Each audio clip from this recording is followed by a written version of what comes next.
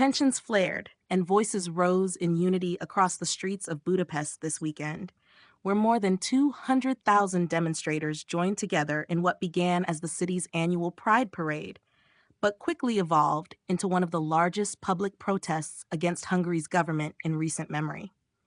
Marchers carrying rainbow flags, signs denouncing authoritarianism, and banners reading "Love is not propaganda" filled the city center, defying bans, police restrictions, and a political climate that has grown increasingly hostile toward the LGBTQ community. For many in attendance, this was more than a celebration of identity.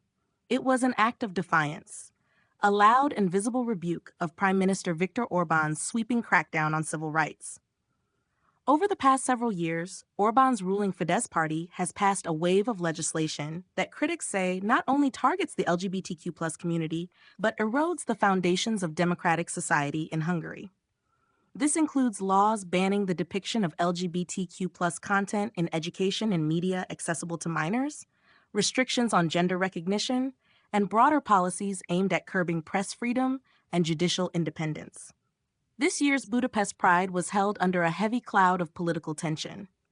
In the days leading up to the event, government officials declared the parade in violation of national moral standards and hinted at possible legal consequences for organizers. State-controlled media outlets labeled it a foreign-funded provocation, while pro-government commentators accused participants of undermining Hungary's traditional values. Despite these threats, the crowd was immense and overwhelmingly peaceful, demonstrating not only courage but solidarity with other democratic movements across Europe.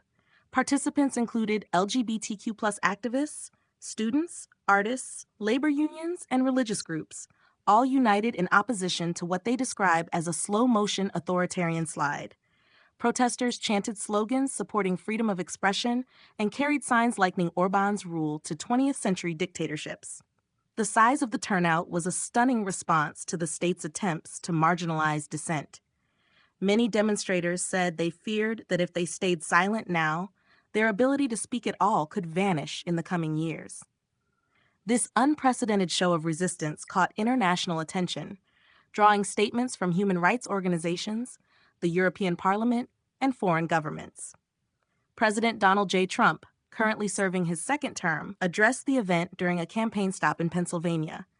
While reiterating his long-standing stance on national sovereignty and strong borders, Trump nevertheless acknowledged the protest's significance. "People in Hungary are speaking up, loud and clear," he said. "Whether you agree or disagree with their government, the world is watching, and the people have a right to be heard." His comments drew mixed reactions, with critics pointing out his own administration's record on LGBTQ rights, while supporters praised his emphasis on peaceful assembly and democratic norms. On the ground in Budapest, the situation remained tense but controlled. Police were deployed in large numbers, forming corridors to separate demonstrators from smaller groups of counter-protesters, many of whom were affiliated with far-right nationalist organizations. A few isolated clashes broke out, but overall, the event proceeded without serious violence. The organizers of Budapest Pride praised law enforcement for maintaining order and thanked international allies for their vocal support. Still, they warned that symbolic gestures are not enough.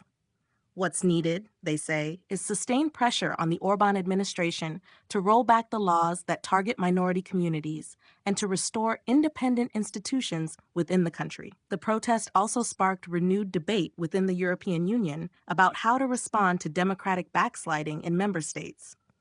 Hungary is already facing several ongoing Article 7 proceedings, often dubbed the nuclear option, which could lead to sanctions or suspension of voting rights within EU institutions.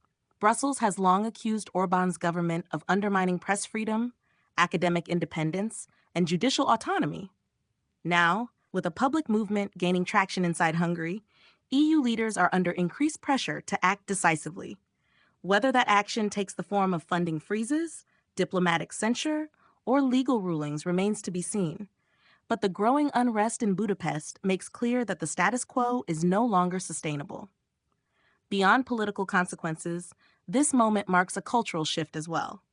Hungary, once seen as a symbol of democratic transformation in post-communist Eastern Europe, now finds itself at the center of a clash between nationalist populism and progressive democratic values.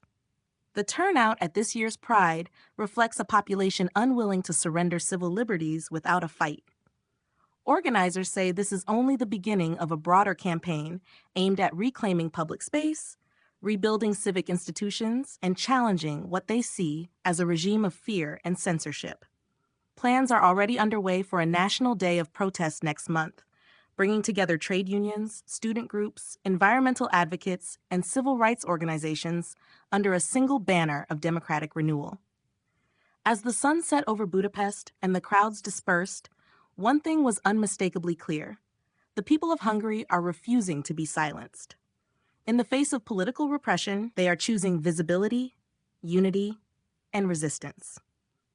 Whether their voices will translate into lasting change remains to be seen, but their message has already echoed far beyond the streets of their capital.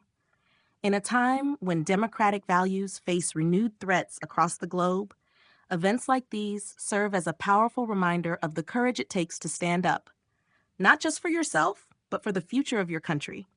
We'll continue following this story closely, bringing you updates on the movement in Hungary and its impact on European politics and global human rights. Stay tuned and stay informed.